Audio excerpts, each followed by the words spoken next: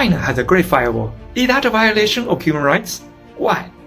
Although China has 1.4 billion people, yet can't use Google, TikTok, YouTube, Instagram, X, Facebook, Pornhub, Snapchat, WhatsApp, Telegram, and many others more. But despite that, almost everyone in China owns a smartphone and uses 5G networks. So what do they use?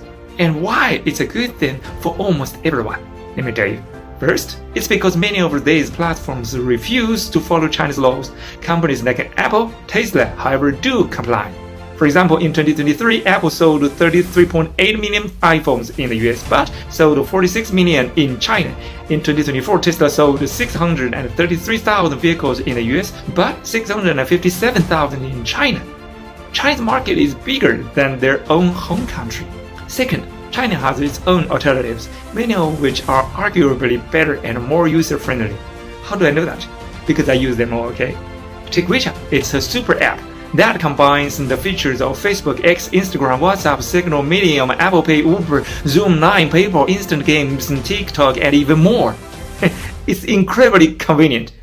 Okay, now you might be thinking, wow, that sounds like a terrifyingly powerful company, but Chinese people don't seem worried. Why?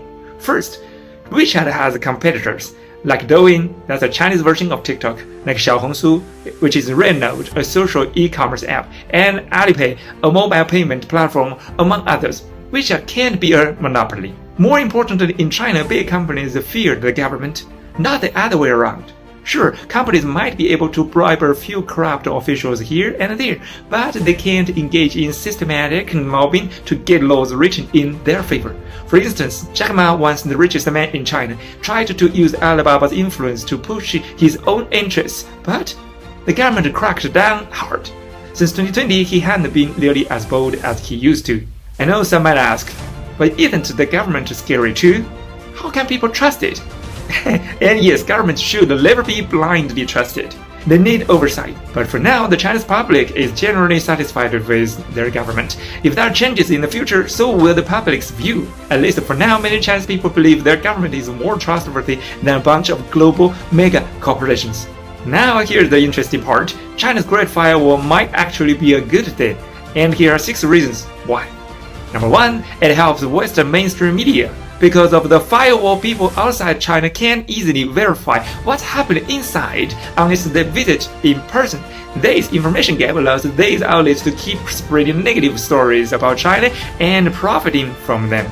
Number 2, it helps Western conservatives.